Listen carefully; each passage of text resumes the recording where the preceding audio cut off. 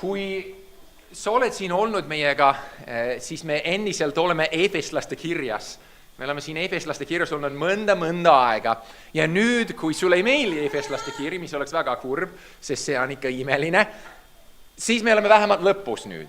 Me oleme juba Efeslaste kirja lõpus ja nüüd me vaatame 6. peatükki, salmid 18-24. See on see lõpp, Efeslaste lõpp. Ja me oleme näinud, mis Jumal on teinud meie eludes. Me oleme näinud, kes me oleme Kristuses. Me oleme näinud, kuidas me peaksime nüüd elama kristlastena. Me oleme näinud, kuidas me peaksime vastu seisma kurjale ehk saatanale. Me oleme näinud seda kõike ja nüüd Paulus, ma arvan väga mõnusasti, lõpetab mingi sooviga palveta, et need efeslased ja meie sajandil ei unustaks kõige olulisemat, et me vajame Jumalat igal hetkel, igal ajal, igal tunnil, igal päeval, siis ta kirjutab meile, kasutas sõna iga 4 korda. Ma tahan, et sa vaatad nüüd salm 18. Ma lisasin siia sõna kogu, sest see on seal kreeka keeles. Ta ütleb niimoodi, ja kogu palve jaanumisega, ei meie piiblides ei ole see, aga ta ütleb seda, ja kogu palve jaanumisega, palvetage kogu ajal, ma rõhutan seda, sest ta kasutab sõna seal kogu või alati, sest see on sama sõna 4 korda siin, palvetage kogu ajal vaimus ning selleks palvetage kogu püsivusega ja ees palvetage kogu pühaskonna ees, kõiki pühade eest. Ta kasutab sõna kogu või kõik 4 korda järjest, see on täpselt sama sõna, ta ütleb siis kogu palvega, kogu aeg, kogu püsivusega ja kogu kogukonnaga või kogukonna eest. Kogu. Nii et meie eesmärk on võtta kuulda, mis ta ütleb meile. Et meie peaksime palvetama. Aga nüüd ta toob välja kogu palve jaanumisega. Kogu siin tõenäoliselt tähendab rohkem nagu kõik sugu, sest ta ilmselt ei mõtle iga palvega, mis üldse on võimalik. Sest ta ei eelda, et iga päev sa ütled need miljoni palve, mis üldse universumis on kunagi öeldud, vaid igasuguste ehk kõiksugu palvega, et igasuguste või kogusuguste palvega ja anumisega palvetage igal ajal vaimus. Mis see palve on ja mis on anumine? Siin on väga oluline erinevus. Ma ei tea, kas sa teadsid, aga piiblis on erinevus. Palve või palvetamine on nagu normaalne asi, mis kristlane teeb. Piiblis paganad ka palvetavad. Nad lähevad mingi altari ette, teevad asja, nad palvetavad, nad toovad sõnu mingi ülemuse ees ette. Meie jaoks palve on see regulaarne, tavaline, püsiv asi, mis me teeme kristlastena. Kui me räägime kristlastest, siis me ütleme, et kuidas su palveelu on. Me ei ütle anumiselu, vaid palveelu. Ja see on see, mis siin on eeldatud. See regulaarne standard asi, mis sa teed kristlane, su palveelu. Sa püsid palves. Aga mis siis on anumine? Kui palve on regulaarne eraldatud aeg, justkui rohkem struktureeritud, mis on anumine? Anumine on see, mis me pigem näeme psalmides. See hädapalve. Anumine on pigem see, et mul on mingi häda, aita mind nüüd. Mul on mingi suur probleem, aita mind. Tuli välja, et sõbral on probleem, aita kiiresti. See on rohkem nagu hüüe, et nüüd ma vajan midagi. See on selline appihüüd justkui. Anumine on siis palumine ja ma palvetan mingi häda pärast. See, et me oleme nüüd isandast tugevad, nagu me nägime eelmine nädal, tähendab, et me nüüd palvetame ka, sest isand on see, kes peaks tegema.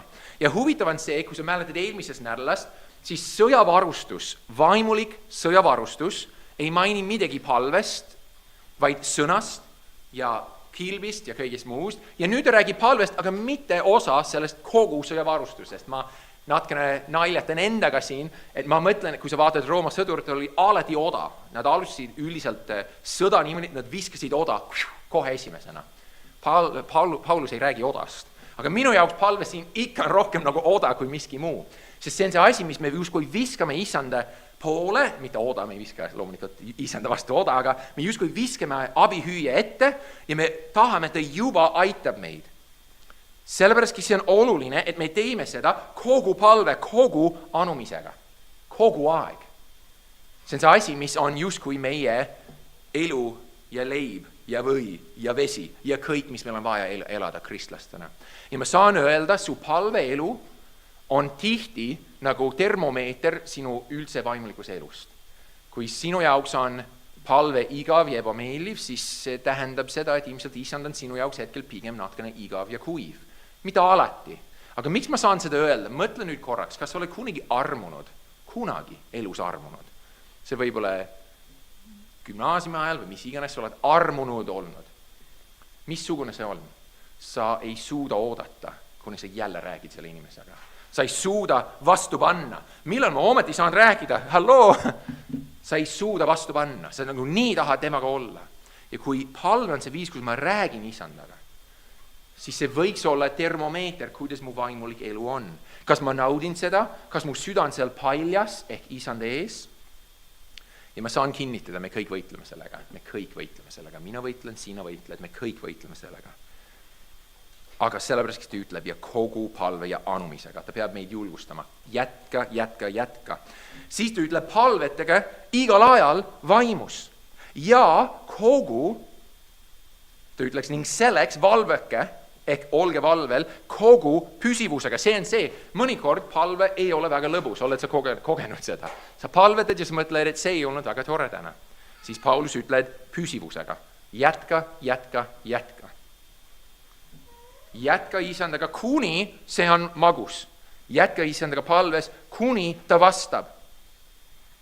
Aga ma tahan siis siia, meie tähelepanu korraks pöörata siia, kogu püsivusega. See on väga huvitav, sest ma tahan küsida, kuidas sina oled palvetanud? Probleemide pärast, murede pärast, hädade pärast, kuidas sa oled palvetanud? Jeesus annab meile 2 eeskuju ja need moraalid on juba seal välja toodud. Jeesus toob Lukase evangeeliumis 11:5-8 näide ühest mehest, kes läheb naabri juurde keset ööd ja ütleb, mul tuli külaline, anna mulle leiba, on see tuttav lugu, anna mulle leiba. Ja siis Jeesus rõhutab, kuigi see on sõber ja nii edasi, see mees ei anna sellepärast, vaid see mees tüüdab teda. Ta ütleb, anna leiba ja mees lõpuks ütleb, võtta nii palju, kui sa tahad, jätta mind rahule, ma magan hetkel. Siis Jeesus annab moraali seal. Ta ütleb, paluge. Ta ütleb, ka mina ütlen teile, ta kasutab seda näidet meie jaoks, kuidas palvetada. Mina ütlen teile, paluge ja teile antakse, otsige ja te leiate. Koputage ja teile avatakse, sest iga paluja saab ja iga otsija leiab ja igale koputajale avatakse. Jeesus julgustab meid. Kas sina palvetad püsivusega hetkel? Sa peaksid, naaber, anna mulle leiba, anna mulle ikka leiba. Jeesus veel meid julgustades, Jeesus kasutas seda näiteks, kuidas meie peame palvetama. Mis on see teine näide Lukas evangeeliumist? Ta ütleb, üks naine, see on see, mis Lennart luges, üks naine, ta ei saa õigust mingi kohtuniku käes, kes on kuri kohtunik, kõik teavad, jumalatu kohtunik. Ja ta palub, anna mulle õigust, kaitse mind. Ja siis see kohtunik ütleb, kuigi ma ei karda Jumalat ja midagi, see naine nii tüüda mind ära, ma lõpuks annan talle, mis ta tahab. Jeesus võtab kokku moraali enne seda, Lukase 18:1-2. Ta ütleb, et me õpiksime palvetama ega ei tohi tüdida. Me ei tohi tüdida palves. Me peame vaatama seda naist ja mõtleme, meie palvetame samamoodi. Ja me peame vaatama seda mees, kes ütleb anna leiba ja me peame paluma isenda käest samamoodi. Jeesus otseses kontekstis annab meile seda moraali. Paluge. Kuidas? Nagu see mees, kes palus ja koputas. Ja naine, kes ütleb, anna mulle õigust, aita mind, kuni see jumalatu kohtunik aitas teda. Ja nüüd mul on küsimus, kas Jumal ei ole parem kui kuri kohtunik? Kas Jumal ei ole parem kui kuri kohtunik? Ja kas Jumal ei ole parem kui mingi magav sõber? Sa tead vastust, loomulikult. Aga siin on see point. Millal või kus sina hetkel annad alla? Kus annad palves alla? Kas Jumal ei ole parem? Kas sa oled lakanud lootmast, et Jumal vastab? Loomulikult siin ma ei räägi see, et sa palvetad ainult lihalikult, et kõik, mida ma tahan, aga sa peaksid palvetama lakkamatult. Isand, aita, Isand, kaitse, Isand, abista, Isand, sa oled mu ainuke abimees. Ma loodan sinu peale.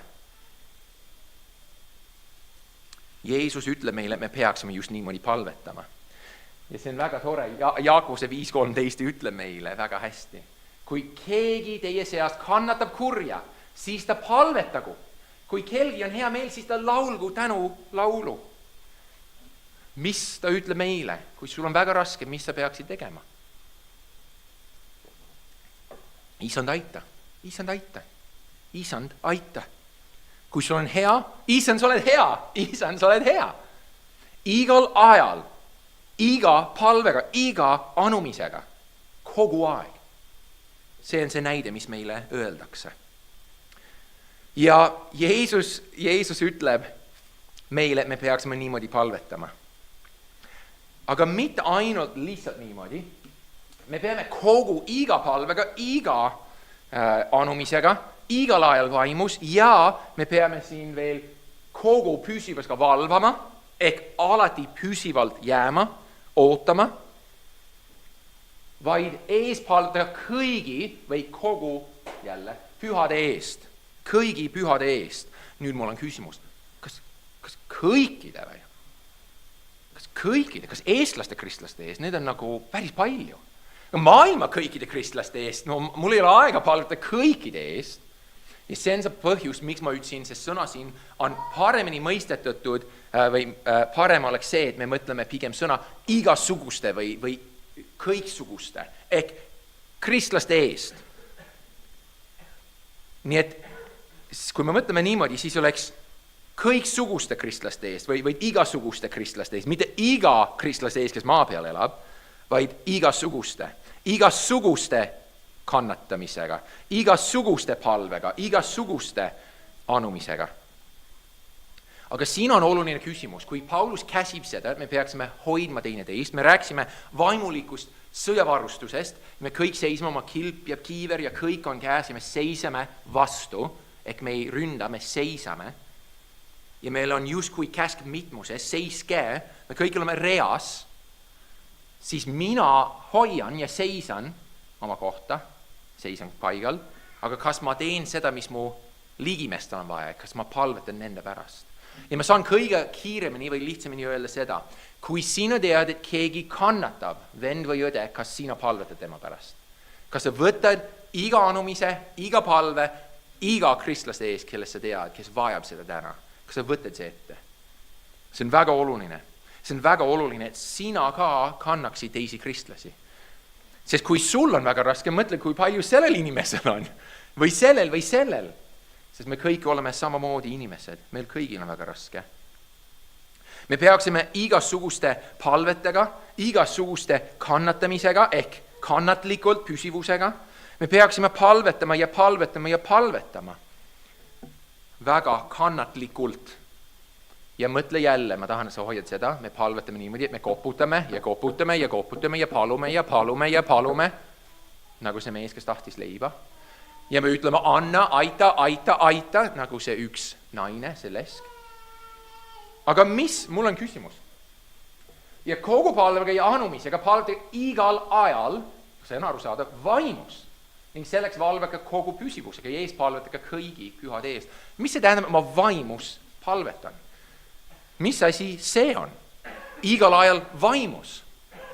Kes vaim? No loomulikult püha vaim, ma arvan, siin ei ole küsimus. Pühas vaimus. Kuidas ma seda teen? Või mis see tähendab? Juuda 19-21, Juuda kirjas on nüüd üks peatükk, sellepärast peatükk ei pole. Ta ütleb meile täpselt sama asja. Vaata salmid 17-21. Teie aga armsad, meenutke meie isanda Jeesuse Kristuse apostlite sõnu, mida nad juba enne on rääkinud, sest nad ütlesid teile, et viimsel ajal tuleb oma Jumala kartmatude himude järgi käivad pilkajaid. Need on lõheda tekitajad, maised, kellel ei ole vaimu. Nii et ta toob esiteks välja üks kontrast siin, väga oluline kontrast. On olemas inimesed, kellel ei ole vaimu, kes on lihalikud, oma himude järgi käivad, nad on pilkajad ja nad on hoiatused nende kohta. Üks pilt. Negatiivne. Mis on see positiivne? 20. Teie aga, Teie aga teistmoodi armsad, olles rajanud endid oma kõige pühamale usule ja palvetades pühas vaimus, hoidke endid Jumala armastuses, oodades meie Issanda Jeesuse Kristuse halastust igaveseks eluks. Ta räägib põhimõtteliselt seda, et hoidke seda, kuni te kohtute temaga. Hoidke või püsi selles Jumala armastuses. No me vaatasime just eelmine nädal, et minu päästelootuse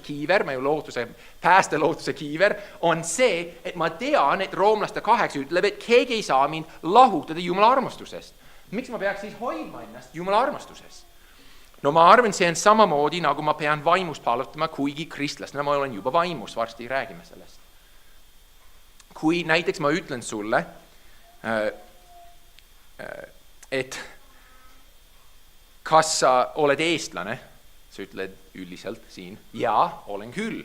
Ma ütlen, kuidas sa ütled, sest ma elan Eestis. Okay, mis siis, kui sa elad Lätis, kas sa oled veel eestlane? Jaa, sest mul on Eesti pass. Sa põhjendad ära, kuidas sa veel eestlane oled. Mul on Eesti veri. Eesti verd on, Eesti nimi, Eesti kõik. Ja siin ma pean hoidma mitte niivõrd aktiivselt see, et muidu ma hukkun, ma langen Jumala armastusest, sest Roomlaste 8 ütleb, et ma ei saagi olla lahutatud tema armastusest. Aga see on see võib-olla see saladus, mis tihti on Uues Testamendis. Tee aga oled. Ehk Paulus ütleb, mõtle nende asjade peale Timoteos, mille ma annan sulle ja Jumal annab sulle teada.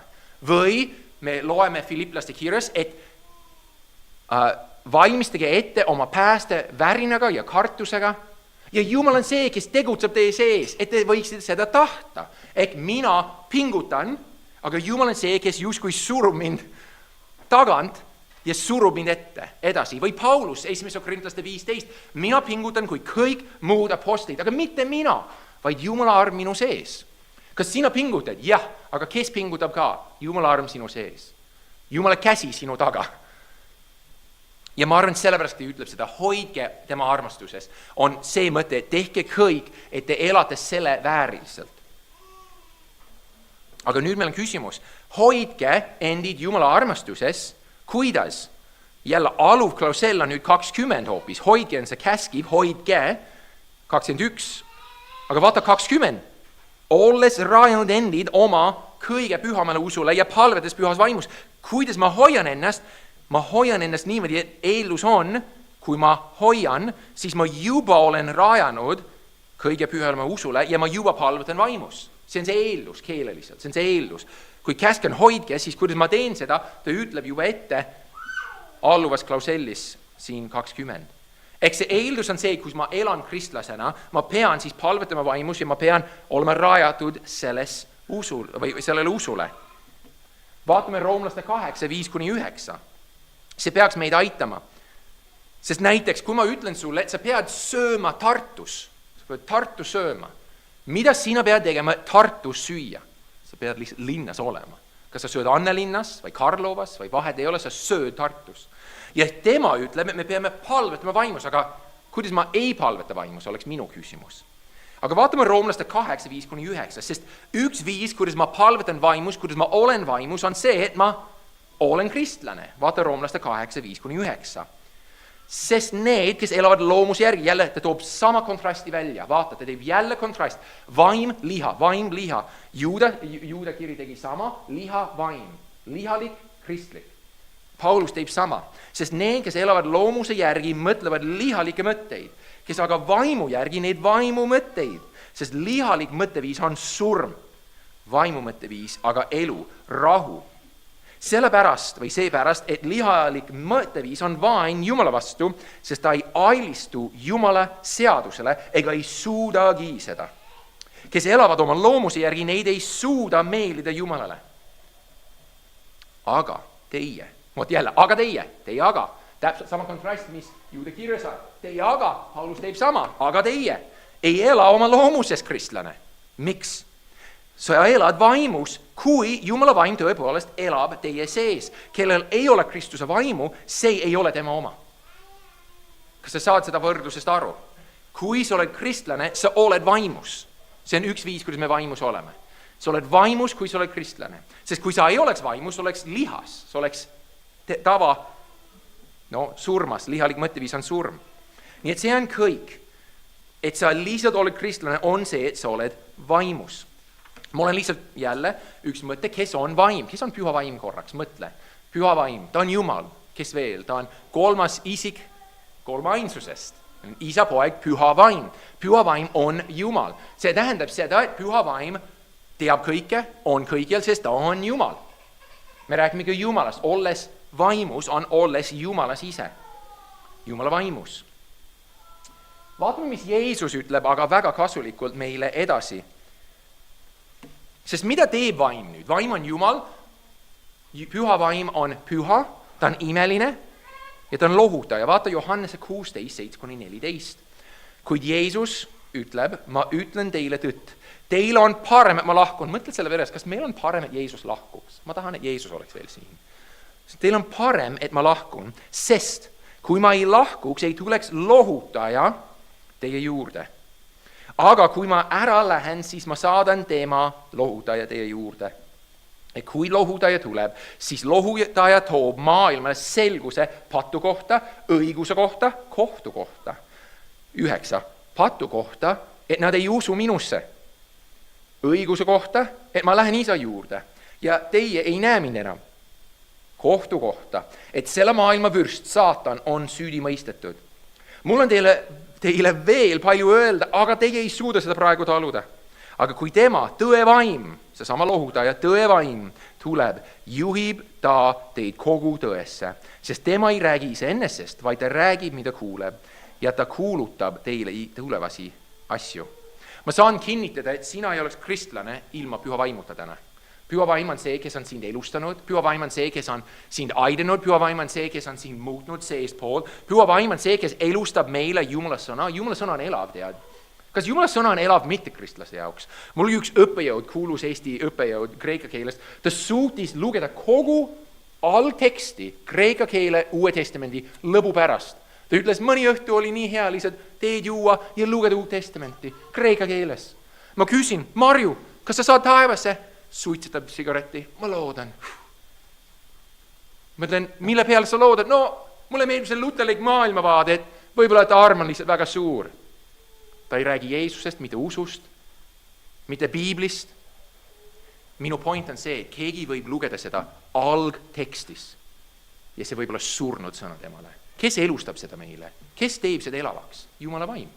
Kui sina loed Jumala sõna ja järsku see avab sulle, kes teeb seda? Kas sina oled nii tark? Jumala vaim annab teada. Jumala vaim on tõe vaim. Aga 14 on see, mis on väga imeline. Tema, tõe vaim, lohutaja, kirgastab mind, sest ta võtab minu omast ja kuulutab teile. See, mis vaim teeb, on see, et ta aitab meil mõista, mis on patt, mis on kohtu kohta, patu kohta, õiguse kohta, aga ta kirgastab Jeesust. Kuidas sa tead, mis on tõeline või mitte? Püha vaim alati kirgastab Jeesust. Ta alati kirgastab Jeesust. Veel, kas olen kogu aeg vaimus, on veel see küsimus siin kontekstis. Ja ma tahan, et sa korraks mõtled selle peale. Nii, ta ütleb, et palka kogu aeg või igal ajal vaimus. See tähendab ka, mitte see, et ma olen kristlane, vaid see, et minu elu vaimus on see, mis on Jeesus kirgastav. Minu elu peaks olema Jeesus kirgastav. Kui ma palvetan vaimus, see on Jeesus kirgastav. Aga ma tahan korraks, et sa mõtled. Minu jaoks oli see väga ebameeliv, eriti kui ma elasin USAs. Ma mäletan politseinikuid, sõitsin oma autodega, oli stopp-märk. Kogu aeg sõitsid aeglasti läbi. Mõtlesin, mis asja? Politseinik ei tohi sõita läbi, ta peaks eeskujulik olema. Või Eestis sa vaatad, et politsei auto sõidab mööda ja ta sõidab 65 ja piirkond on 50, ma ei räägi, et ta helkur või mis iganes, ta ei hakka välkuma. Ta lihtsalt sõidab 55 ja see ütleb 50. Politseinik, mis asi? Auto ütleb politsei, aga ise on mäda. See on minu suhtumine vähemalt. Nii, sa tead, kuidas Kalle mõtleb. Aga mõtle nüüd niimoodi, võib-olla Eestis meil on rohkem arusaadav see mõte. Keegi ütleb sulle, võib-olla sa ei ole mees, aga tihti sa võid ette kujutada. Mees on väga kurb, ta ütleb, elu on nagu raske. Ja siis mis öeldakse temale? Sa oled mees, käitu nagu mees. Oled kuulnud kunagi sellist asja? Käitu ometi nagu mees. Ja see on see sama asi siin. Sa oled vaimus, siis ela nagu sa oleksid vaimus. Ja kuidas me teame, et see on see, mis Paulus tahab? Galaatlaste 5, 16-25. Ma tahan öelda, kristlased, käige vaimus. Oot, Paulus, ma just lugesin roomlaste kirja ja sa ütlesid, et ma olen vaimus. Kuidas sa ütled, käin vaimus? Kas sina saad sellest pingest aru? Kui ma olen vaimus, kui ma olen kristlane, kui ma olen vaimus, kui ma olen ülalt sündinud, kui ma olen vaimus, et püha vaim on mind muutnud, miks ta ütleb, käige nüüd vaimus? Vaatame Galaatlaste 5, 16-25. Ma tahan öelda, käige vaimus, see on käsk. Siis te ei täida lihalikke himusid. Kas sa näed jälle see kontrast? Lihalik, vaimulik. Patune, Jumala austav. Sest, 17, lihalik loomus himustab vaimu vastu ja vaim lihaliku vastu. Need on teineteise vastased, nii et teie ei saa teha seda, mida te tahaksite. Kui aga vaim juhib teid, siis te ei ole seaduse all. Nii et meie vajame seda, et vaim juhiks. Vaatame, kuidas see on. Lihaliku loomuse teod on ilmsed. Need on hoorus, rüvedus, kõlvatus, ebajumala teenistus, nõidus, vaen, riid, kiivus, raevutsimine, isemeelsus, lõhed, lahknemised, kadetsemine, purjutamised, prassimised ja muu sarnane, mille eest ma teid hoiatan, nagu ma varem olen hoiatanud, et need, kes midagi niisugust teevad, ei päri Jumala riiki. Vot see on nagu noomimine meile ja maailmale. Need, kes elavad patus, neil ei ole koht Jumala riigis. Meil aga kristlastel, meie teame, mis see lootus on, et Jeesus on surnud patuste eest, et õiglane on surnud, et patus ei lunastada ja tema on saanud patuks meie asemel, meie saaksime Jumala õiguseks tema läbi, usu läbi temasse. Aga vaata, ta jätkab. 22. Aga vaimuvili, käige vaimus, mitte hoorumisest, mitte rüvedusest, mitte kõlvatust, mitte lahknemistest, vaid vaimuvili, kui ma olen vaimus, vili on armastus, rõõm, rahu, pikmeel, lahkus, headus, ustavus, tasadus, enesevalitsus. Millegi niisuguse vastu ei ole seadus. Jeesuse Kristuse omad on lihaliku loomuse risti löönud koos kirgede ja himudega. Kui me elame vaimus, siis käime ka vaimus. Aga ma elan ju vaimus. Paulus ütles seda, ma olen kristlane, ma olen juba vaimus. Siis käi vaimus. Kuidas? Pane kõik pattu maha. Kõik pattu maha. Ja ela nii nagu tema tahab.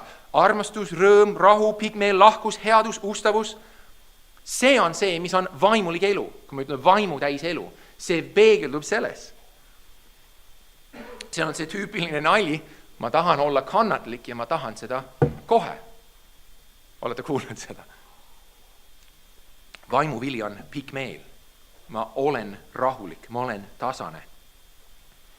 Me elame vaimus, sest me oleme kristlased, aga me käime vaimus, kuidas? Mitte lihalikult, mitte lihas, vaid vaimuviljades, nii nagu vaim tahab.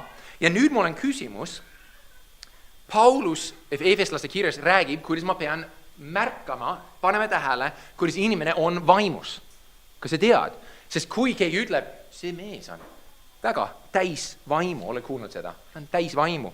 Näiteks apostlitegude raamatus ütleb väga hästi apostlitegude 6.3, kui nad tahtsid diakoneid kogudusele, vennad, vaadake endi seas 7 meest, kellel on hea maine ja kes on täis vaimu ja tarkust, et me võiksime nemad seada sellesse ametisse, ehk aidata. Täis vaimu, kuidas ma leian teda? Kas tema on täis vaimu?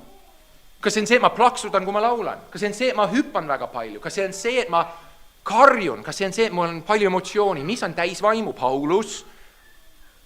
Vaatame, mis ta ütleb. Efeslaste 5, 15-20. Ma tahan otsida seda inimest, kes on täis vaimu. Mismoodi ta siis on? Ta on rahulik, ta on tasane, ta on pikmeel, ta on kõik vaimuviljad. Kuidas veel Paulus? Sest ma alati ei näe neid asju. Efeslaste 5, 15-20. Vaadake, see on käsk, vaadake siis hoolega, kuidas te elate. Mitte nagu arutud, vaid nagu targad. Kasutades aega õigesti, sest päevad on kurjad. See on käskiv. Nüüd, seepärast ärge olge rumalad, vaid mõiske, mis on issanda tahtmine. See on jälle käsk. Ja vaata, mis ta ütleb. Jälle ta kontrast toob välja patuse ja pühade või pühaduse vahel. Ärge joovuske veinis, see on patune. Mäletad, kogu aeg me näeme seda võrdlust lihalik ja vaimulik loomuse vahel. Ärge joovustega veinist, millest tuleb liiderlikkus, vaid saage täis vaimu. lahe, kuidas Paulus? Ma olen valmis. Ja siis siin on alluv klausel. Kui ma tahan teada, käsk on saage täis, kuidas see väljendub, mismoodi? Aluv lause, lauldes omavahel psalme, hümne, vaimuliku laule, lauldes ja pilli mängides kogu oma südamega Issandale. Nii, kas sa tahad teada, kui sa oled täis vaimu, siis sa laulad, sa mängid pilli, mina ei oska väga pilli mängida, mõnda oskan, mõni ei oska üldse pilli, ära muretse. Laula siis kogu südamest, see on see erinevus. Kogu südamega, kogu oma südamega Issandale. Tänades alati Jumalat ja Isa, meie Issanda Jeesuse Kristuse nimel. Ma olen rääkinud Richard Wormbrandtist väga palju, kes oli kommunismi ohver. Ta elas Rumeenias ja jälle Kalle alati ajab segamini ja 12–14 aastat oli vanglas. Nad piinasid teda regulaarselt, kas igapäevati, ja ta elas seal teiste kristlastega. Rumeenias sellel ajal 50-ndatel oli kommunistlik ja nad võtsid kristlasi kinni ja piinasid neid, nad tapsid neid vaikselt ära. Ja Richard Wormbrandt räägib seal, neil piiblit ei olnud, nad isegi unustasid palju piiblisalme, nad isegi ei mäletanud selgelt enam. Ja nad andsid neile narkootikumid, et nad unustaksid ka asju. Ja ta ütles aga, kuidas nad seal vanglas, neil oli ahelad ja nad tegid trummi sellega ja laulsid vanglas oma ahelatega, kastas ahelaid pillina. Minu meelest see on täisvaimu elu. See on täisvaimu elu. Miks? Sest Paulus ütleb, lauldes oma vahel psalme, hümne, vaimulikke laule, lauldes ja pillimängides kogu oma südamega Issandale, isegi vanglas, nagu Paulus ja Siilas apostlitegude raamus, kes laulavad, nad isegi ei saa pilli mängida, sest nad on kinni ja nad laulavad, kiidavad Issandat. See on täisvaimu elu. Tänades alati Jumalat, kas sa saad ette kujutada, et Richard Wormbrandt isegi ütles, et see oli hea, nad olid vanglas. Ta isegi ei tahtnud vabaks, ta ütles, lihtsalt palvetage meie pärast. Ja sa võid ette kujutada, kuidas Paulus ja Siilas on seal kinni, pekstud, verised, laulavad ja tänavad kogu südamest Issandat, kes on nii helde ja kelle heldus kestab igavesti. See on täisvaimu elu. Kas sa tahad teada, kas inimene on täisvaimu? See ei ole see, et ta ütleb halleluuja iga lause lõpus, vaid see, et ta elab nii, nagu vaim tahab. Ta elab Jumala sõna järgi, ta elab tänulikult, ta elab lauldes kiitvad elu Issandale. Kui palju sa laulad? Susanna teab, mina vilistan peaaegu kogu aeg, ükski ma ei ole maha põlenud, see ei ole piibelik, aga ma vilistan kogu aeg ja ma proovin alati vilistada neid sõnu, neid asju, mis meenutavad tõde. Näiteks me just tegime, mis iganes laule, ma proovin vilistada, jälle täpselt vilistan ja ma vilistan midagi, mis meenutab Jeesus, meenutab tõde, meenutab, kes ta on, kes ma olen. Me täname alati.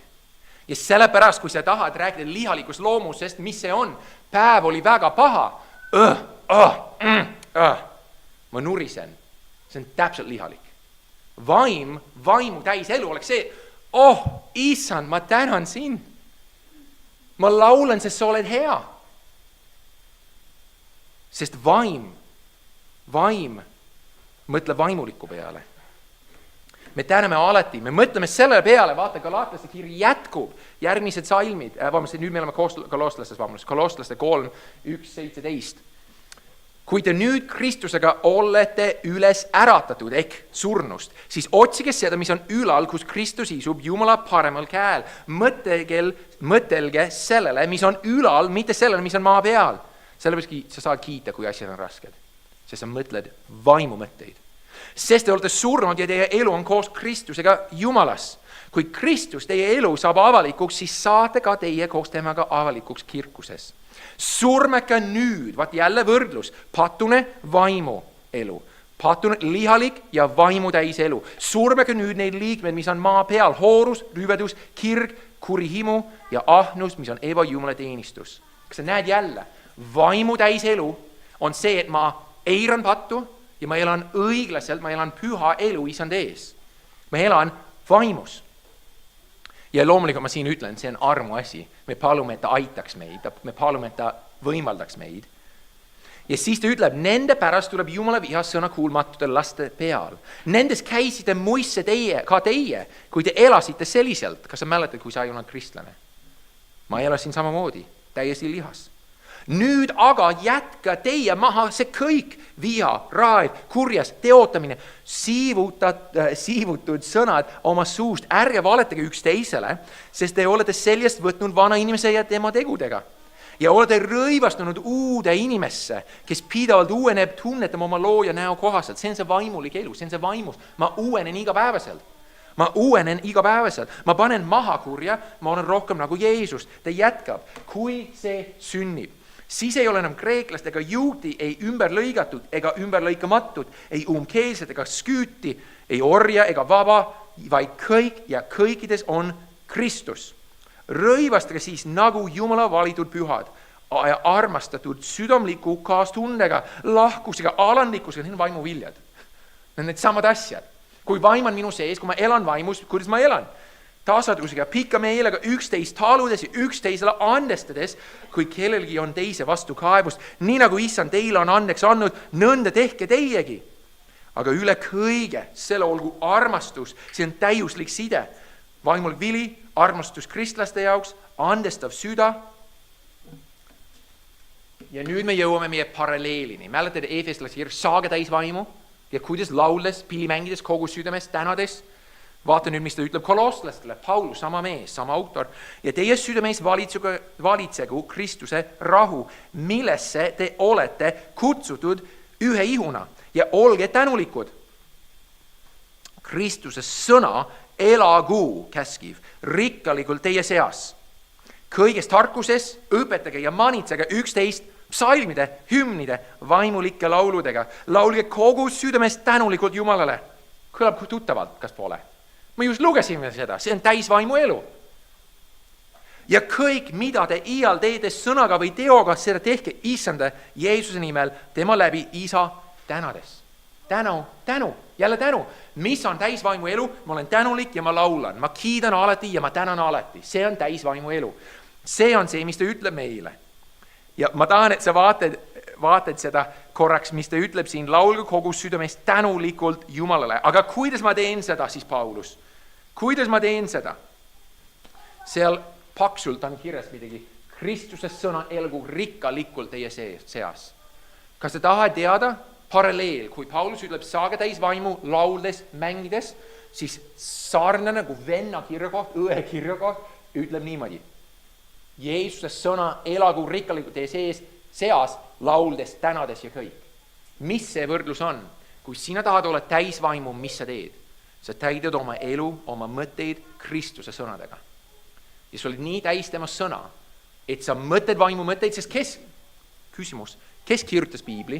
Paulus ja Peetrus, jah, aga Peetrus ütleb, vaim liigutas, pani neid mehi kirjutama nii, nagu ta ise tahtis, Jumala vaim. Kelle sõna see on? See on Jumala vaimu sõna.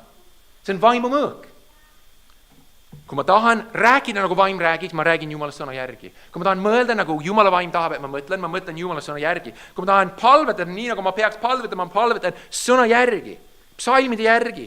Ma tänan iga asja ees, nagu me tegime enne jutlust. Ja ma tean, et ma palvetan ka vaimus.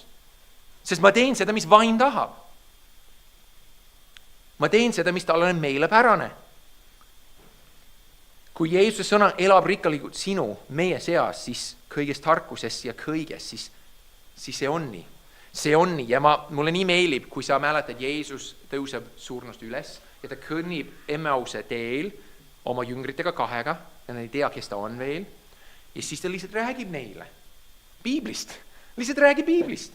Ja nad jõuavad ja nad veel ei tea, et see on Jeesus ja nad hakkavad sööma ja ta murab leiba ja need silmad käivad lahti ja nad näevad, see on Jeesus ja ta haitub. Ja siis nad ütlevad, Lukase 24:32, eks meie süda põlenud meie sees, kui ta teel meiega rääkis ja meile kirju selgitas. See on Jumala sõna.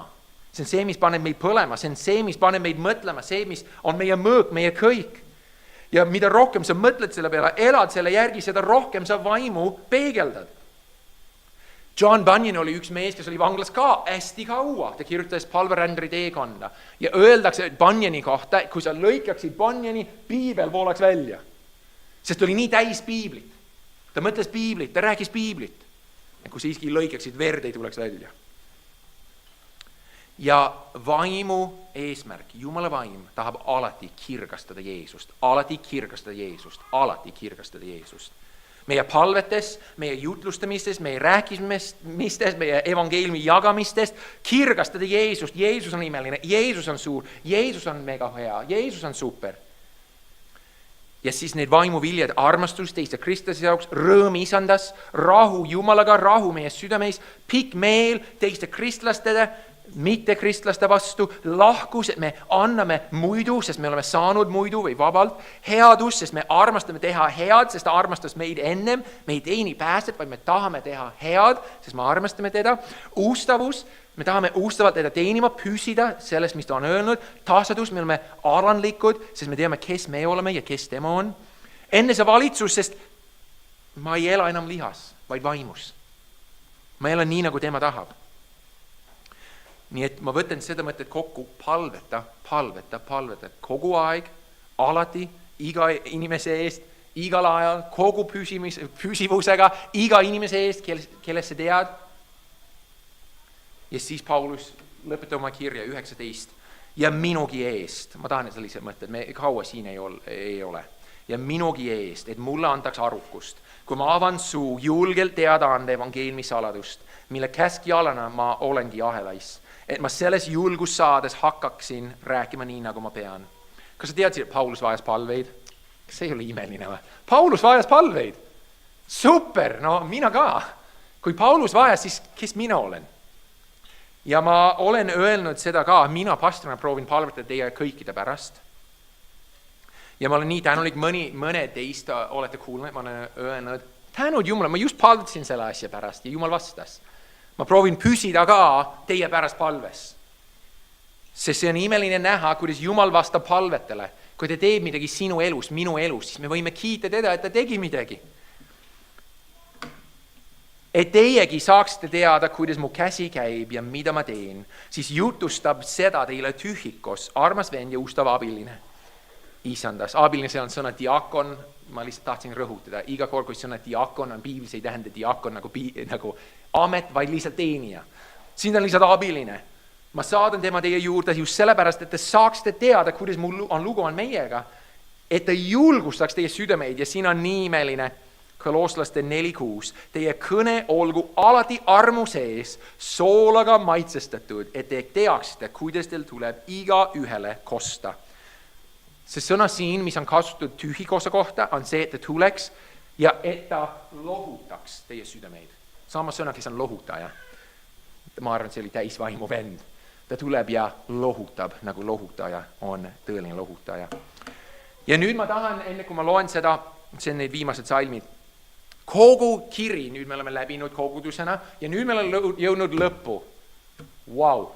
Ja nüüd, mõtle selle peale, kes oled Kristuses. Esimesed peatükid, sa oled uus, sa oled uueks loodud, sa oled armastatud, sa oled koos Jeesusega surnust üles tõusnud, sa oled valitud, sa oled loodud teda austama, sa oled andestatud, sa oled armastatud, sa oled lunastatud, sa oled tahetud, sa oled armu osaline, sa oled Kristuses. Täna. Nüüd ela selle järgi, ütleb Paulus, nüüd valguses, käi selles, kõnni nagu valguse laps, käitu niimoodi, nagu Jumal tahab. Ja meil on veel vaenlane, kes ründab meid, olge valmis, seiske vastu.